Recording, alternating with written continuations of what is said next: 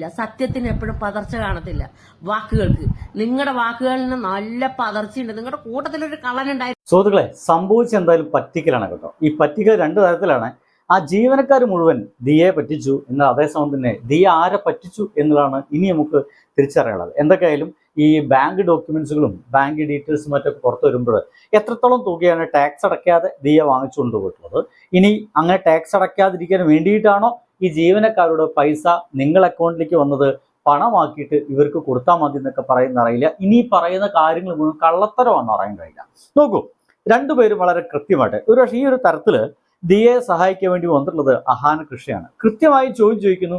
അതിന് കൃത്യമായിട്ടും ആ പെൺകുട്ടികളൊക്കെ ശരിയാണെന്ന് പറയുന്നുണ്ട്. അവർ കൃത്യമായിട്ടും പൈസ മോഷ്ടിച്ചു എന്ന് തന്നെ പറയുന്നുണ്ട്. അത് കഴിഞ്ഞ് സുഹൃത്തുക്കൾ, ഒരു അരമണിക്കൂർ മുമ്പ് ഒരു പുതിയ വീഡിയോ കൂടി വന്നിട്ടുണ്ട്. നമ്മൾ ആ കൺഫ്യൂഷനായി പോകും. എനിക്ക് തോന്നുന്നു പഠിച്ച കള്ളികൾ എന്നാണ് പറയാൻ കഴിയുക. ഈ പഠിച്ച കള്ളികൾ എന്ന് പറയുമ്പോൾ ഞാൻ കള്ളികൾ എന്നാ പറഞ്ഞ ഒരാൾക്കാർ മാത്രമല്ല, രണ്ടുപേര് മാത്രമല്ല, ജീവനക്കാർ മാത്രമല്ല, അതിന് ഉടമസ്ഥനും ഇത്തരം ഒരു കളികൾക്ക് അല്ലെങ്കിൽ ടാക്സ് വെട്ടിക്കാതെ ചില കളികൾക്ക് അവർ കൂട്ടുനിന്നിട്ടുണ്ടോ എന്നുള്ള സംശയം. എന്തായാലും ചില്ലറയൊന്നല്ല, 60 ലക്ഷത്തോളം രൂപയാണ് ഇവർ ഗംഭീരമായിട്ട് തിരുമ്പി നടത്തിയിരിക്കുന്നത്. രക്ഷപ്പെടാൻ വേണ്ടി ഇപ്പൊ ജാതിക്കടക്കൊക്കെ കളിക്കുന്നുണ്ട്. സത്യം പറഞ്ഞു കഴിഞ്ഞാൽ ആ ജാതിക്കാട് ശരിയായിരിക്കും എന്ന് ഞാൻ വിചാരിച്ചു കേട്ടോ. കാരണം ഈ പറയുന്ന കൃഷ്ണകുമാർ കുറച്ച് കാലങ്ങൾക്ക് മുമ്പ്, കുറച്ച് മാസങ്ങൾക്ക് വർഷങ്ങൾക്ക് മുമ്പ് തന്നെ ഈ ജാതീയമായ ചില കാര്യങ്ങളെല്ലാം വലിയ അഭിമാനം കൊള്ളുന്ന രീതിയിലൊക്കെ പോസ്റ്റൊക്കെ ഇട്ടായിരുന്നു.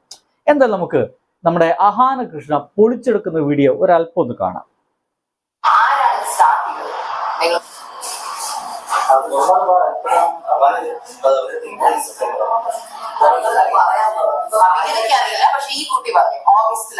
ഓഗസ്റ്റ് കുറ്റബോധം തോന്നി എന്നപ്പോ ആന്ന് പറയുന്നു. പറഞ്ഞു വിടുന്നതിന് എത്ര നാളും തോന്നിയില്ല. മോഷണം ചെയ്യാം, പാവം വരുന്നില്ലേ, നിന്റെ മോഷണത്തിന് പിടിച്ചു തിരിക്കുക, ആ പാവം വിടുക, ചെയ്യാൻ പാടില്ല.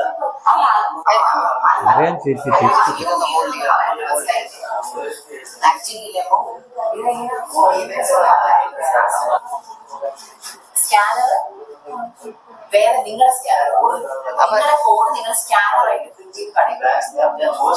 ഫോണില് എന്തെന്ന് പറഞ്ഞാൽ കാണിച്ചിട്ടുണ്ട്, അത് വെറും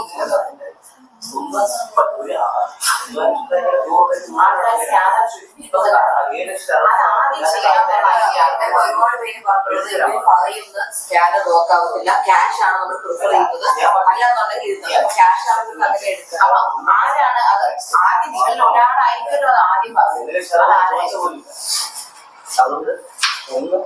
ഐഡിയ കൊടുത്തത് ഞാൻ ഇപ്പൊ ഇരിക്കുന്നത് കണ്ണടച്ച് പറയുന്നത്.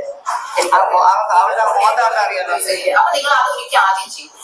അപ്പൊ നിങ്ങൾ ആ കാശ് കിട്ടിയ നിങ്ങൾ മൂന്നുപേരും ഈക്വലി ഡിവൈഡ് ചെയ്താണ് എടുത്തത്. എല്ലാ പൈസയും ഡിവൈഡ് പിന്നെ നിങ്ങൾ ഇതെവിടെ റിപ്പീറ്റ് ചെയ്യുന്നത്? നമുക്ക് വേറെ ഒന്നും വേണ്ട, നമുക്ക് ക്യാഷ് എടുത്തിട്ടേ ഇത്രയും രൂപ ഇന്നലെ ഒരാളെടുത്ത് ക്യാഷ് കൊടുക്കുന്നുള്ളൂ 1000 കസ്റ്റമേഴ്സ് പറഞ്ഞു. വേറെ ആൾ പറഞ്ഞു അവര് കാർഡ് കൊണ്ടുപോയി ഇവര് കാർഡ് എടുക്കില്ല എന്ന് പറഞ്ഞു. അപ്പൊ അങ്ങനെ കസ്റ്റമറോട് പറഞ്ഞത് ATM പോയി ക്യാഷ് എടുത്തിട്ട് പറഞ്ഞു. ഇവര് വൈകുന്നേരം വരെ അവിടെ വീട്ടിൽ അത് ജോലി ചെയ്യാൻ പറഞ്ഞാൽ 5 മണിക്ക് അലാം വെച്ചിട്ട് ഇറങ്ങുന്നവര് കാത്ത് നിന്നു 5 മണിക്ക് ശേഷം 7000 എണ്ണി മേടിച്ചിട്ട് പോകും. ആ പൈസ എവിടെ? അത് അന്ന് തന്നെ ഇവര് ഭയത്തിൽ പോയിട്ടുണ്ടോ? ക്യാഷ് എത്ര മേടിച്ചു? എന്നാലും ഒരു ഊഹം, ഉദ്ദേശം. അപ്പൊ സുഹൃത്തുക്കളെ, ഇതാണ് വിഷയം. രണ്ട് കാര്യങ്ങളാണ് ഇവിടെ നടക്കുന്നത്. ഒന്ന്, ഈ ദിയ എന്ന് പറഞ്ഞ പെൺകുട്ടി, ആ ഒരു പറയുന്ന പെൺകുട്ടികളുടെ വാക്കുകൾ സത്യമാണെങ്കിൽ, ജീവനക്കാരുടെ വാക്കുകൾ സത്യമാണെങ്കിൽ, ദിയ വലിയ തുകക്ക് വരുന്ന സമയത്ത് അത് അവരുടെ അക്കൗണ്ടിലേക്ക് മാറ്റിയിട്ട് പിന്നീട് അത് ക്യാഷ് ആക്കിയിട്ട് ദിയയ്ക്ക് കൊടുത്താൽ മതി എന്ന് പറഞ്ഞിട്ടുണ്ടെന്ന് പറയുന്നു. ഇവരുടെ വാക്കുകളായത് നമുക്ക് വിശ്വസിക്കാൻ പ്രയാസമുണ്ട്. കാരണം ഇപ്പോൾ അഹാന കൃഷി കൃത്യമായിട്ട് ചോദിക്കുമ്പോൾ അതിന് മുഴുവൻ തെറ്റുപറ്റിപ്പോയി, ഞങ്ങൾ അങ്ങനെ ചെയ്തിരുന്നു, ആദ്യം തുടങ്ങിയത് ഇന്ന മാസത്തിലാണ്, കള്ളത്തരം ഞങ്ങൾ ചെയ്തു, കിട്ടിയ പൈസ മുഴുവൻ ഞങ്ങൾ ഈക്വലി വീതിച്ചെടുക്കായിരുന്നു എന്നൊക്കെ അവർ പറയുന്നുണ്ട്. ഇത് എപ്പോഴെങ്കിലുമൊക്കെ പിടിക്കപ്പെടുമെന്നുള്ള ധാരണ പോലും ഇല്ലല്ലോ ഇവറ്റകൾക്ക് എന്നുള്ളതാണ്.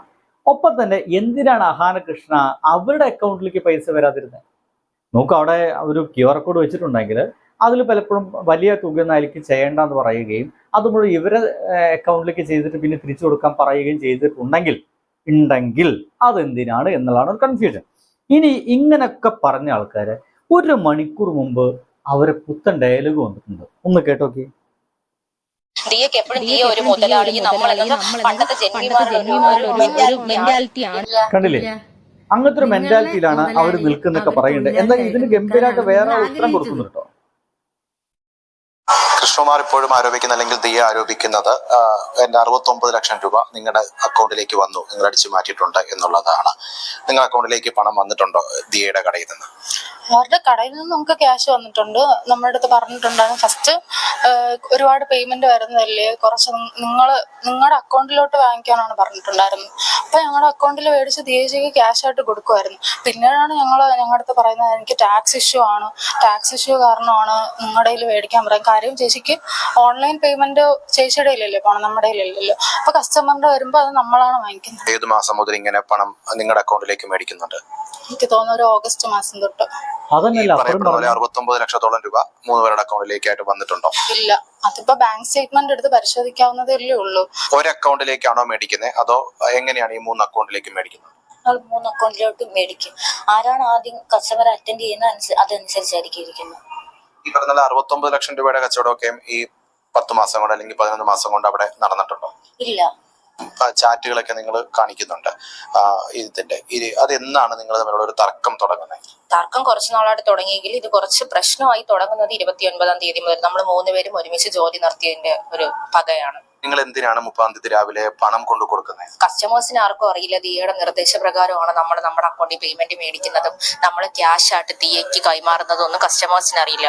ദിയ സ്കാം അലേർട്ട് എന്ന് പറഞ്ഞ് സ്റ്റാറ്റസ് ഇട്ടപ്പോൾ തന്നെ കസ്റ്റമേഴ്സ് ഈ സംഭവമൊക്കെ അയച്ചു കൊടുത്തിട്ട്. അപ്പൊ ഞങ്ങളുടെ കയ്യിൽ ഇപ്പൊ ലിക്വിഡ് മണി കൊടുത്തതിന് തെളിവില്ല. ഞങ്ങൾ ക്യാഷ് ആയിട്ട് കളക്ട് ചെയ്തത്, കാരണം ഡ്രൈവറൊക്കെയാണ് നമ്മുടെ നിന്ന് കളക്ട് ചെയ്യുന്നത്. അപ്പൊ നമുക്ക് അതിന് തെളിവെടുക്കാൻ പറ്റിയിട്ടില്ല. അപ്പൊ അത് വെച്ച് ദിയ ആ സ്റ്റാറ്റസ് ഒക്കെ വെച്ച് നിങ്ങളുടെ ഫോട്ടോസ് ഒക്കെ നമ്മൾ യൂട്യൂബിലിടും, നിങ്ങളുടെ മുഖം കാണുന്ന രീതിയിൽ ഇതാക്കും, ഞാൻ നിങ്ങളെ നശിപ്പിക്കും എന്നൊക്കെ പറഞ്ഞ് കുറെ ഇഷ്യൂസ് ഉണ്ടാക്കി. ഞങ്ങൾ യൂഷ്വലി പേടിച്ച്, കാരണം ഇപ്പൊ എന്ത് ചെയ്യണമെന്ന് ആ ഒരു രാത്രി ഞങ്ങൾക്ക് ആരുടെ അടുത്ത് ഹെൽപ്പ് ചെയ്യണം. രാത്രി നടക്കുന്ന സംഭവമാണിത്. അപ്പൊ ആരുടെ അടുത്ത് എപ്പോ പോയി ചോദിക്കണം, അങ്ങനെ നമുക്ക് പെട്ടെന്ന് നമുക്ക് അങ്ങനെ തോന്നില്ല. സാധാരണക്കാരെ നമ്മൾ പേടിച്ച് പോത്തേ ഉള്ളൂ. അപ്പൊ ഞങ്ങൾ ആ ഒരു സമയത്ത് ഞങ്ങൾ കുറച്ച് പേടിച്ചു. അപ്പൊ ഞങ്ങൾ പേടിക്കുന്ന നടപ്പ് തിരികെ അത് കുറച്ചു കൊടുത്താൽ, നാളെ നിങ്ങൾ എന്റെ ഫ്ലാറ്റിലോട്ട് വാ, 10 മണിക്ക് വന്നാൽ ഞാൻ നിങ്ങളുടെ നിന്ന് ഒരു കോമ്പൻസേഷൻ പോലെ ഒരു 5 ലക്ഷം രൂപ മേടിക്കാം. കാരണം നിങ്ങൾ എന്റെ നിന്ന് എത്രയോ രൂപ ഞാൻ നിങ്ങൾക്ക് ഇൻക്രിമെന്റ് പോലെ തന്നിട്ടുണ്ട്, അതിന്റെ കൂട്ടാക്കിയാൽ നിങ്ങൾ എന്റെ നഷ്ടത്തിന് നിങ്ങൾ ഇതെങ്കിലും നികത്തെന്നൊക്കെ പറഞ്ഞ് നല്ല റഷായിട്ട് സംസാരിച്ച ഒരു ഇഷ്യൂ ആയപ്പോഴും ഹസ്ബൻഡും അശ്വിൻ ചേട്ടനും ദിയ ചേച്ചിയും കൂടെ രണ്ടുപേരും കൂടെ പറഞ്ഞ് ഇതാക്കിയിട്ട്. ഇവിടെ ഒരു വലിയ കൺഫ്യൂഷൻ എന്താ വെച്ച് കഴിഞ്ഞാൽ, എന്തൊക്കെയായാലും ദിയ പറഞ്ഞിരിക്കുന്നു ഇവരെ അക്കൗണ്ടിലേക്ക് പൈസ വാങ്ങിച്ചോളാൻ പറഞ്ഞിരിക്കുന്നത്. അത് വാങ്ങിച്ചിട്ട് ആഴ്ചയിലോ മാസത്തിലോ ഇവർ ദിയയ്ക്ക് പൈസ കൊണ്ടു കൊടുക്കുന്നുണ്ട്. ആഴ്ചയിലാണ് അത്ര കൊടുക്കുന്നത്, ആയിക്കോട്ടെ. അങ്ങനെ ആഴ്ചയിൽ കൃത്യമായിട്ട് ദിയയ്ക്ക് കൊടുക്കേണ്ട പൈസ മുഴുവൻ കടയിലേക്ക് വന്ന അവിടെ വന്ന എന്താ പറയുക വാങ്ങിക്കുന്ന ആൾക്കാർ സ്കാൻ ചെയ്യുന്ന പൈസ മുഴുവൻ ദിയയ്ക്ക് നേരിട്ട് അവരുടെ അക്കൗണ്ടിൽ പോകാതെ ഇവരെ അക്കൗണ്ടിലേക്ക് പോയി അത് മുഴുവൻ ഇവർ പിൻവലിച്ച് ദിയയ്ക്ക് കൃത്യമായിട്ടും ഡ്രൈവറുടെ കയ്യിലും പിന്നെ സ്വിഗ്ഗി സൊമാറ്റോ ഒക്കെ അത്തരം ആളുകളുടെ കയ്യിലൊക്കെ ഇങ്ങനെ കൊടുത്തയക്കുന്നു പറയുന്നത്. അങ്ങനെ പണം മുഴുവൻ കൊടുത്തയച്ചിട്ടുണ്ടെങ്കിൽ എന്തിനാണ് പെൺകുട്ടികളെ നിങ്ങളുടെ കാതിലും കഴുത്തിലും കിടക്കുന്ന സ്വർണ്ണമാലൊക്കെ വിറ്റും പണയം വെച്ച് നിങ്ങൾ 5 ലക്ഷത്തോളം രൂപ ദിയയ്ക്ക് കൊണ്ടുകൊടുക്കുന്നത്? നിങ്ങളുടെ കയ്യിൽ 100% സത്യസന്ധത ഉണ്ട് എങ്കിൽ എന്തിനായിരുന്നു ആ പണം കൊടുത്തത്?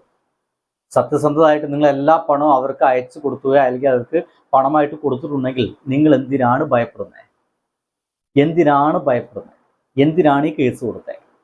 അപ്പോൾ സംഗതികളൊക്കെ നേരെ തിരിച്ചു വരികയാണ്. ഇവരെ നെഞ്ചത്തേക്കും കൃത്യമായിട്ട് വരുന്നുണ്ട്. അതായത് ഇവർ പഠിച്ച കള്ളികളാണ്. അത് ഗംഭീരമായിട്ട് ഒരു തരത്തിൽ പറഞ്ഞാൽ മോഷണം നടത്തിയിരിക്കാം. രണ്ടാമത്തതെന്ന് പറയുന്നത് ടാക്സ് വെട്ടിക്കാൻ വേണ്ടിയിട്ടാണ് ഇവരെ കയ്യിലേക്ക് അക്കൗണ്ടിലേക്ക് പൈസ പോകണമെന്ന് ദിയ ആഗ്രഹിച്ചിട്ടുണ്ടെങ്കിൽ ദിയയും വളരെ ഭംഗിയായിട്ട് പറ്റിച്ചിട്ടുണ്ട്. അത് ഈ പെൺകുട്ടികളല്ല, നമ്മുടെ ഗവൺമെന്റിന്. അല്ലേ? എല്ലാ കള്ളന്മാരും ഒരുമിച്ചാ തോന്നിട്ടുണ്ട്. ബൈ.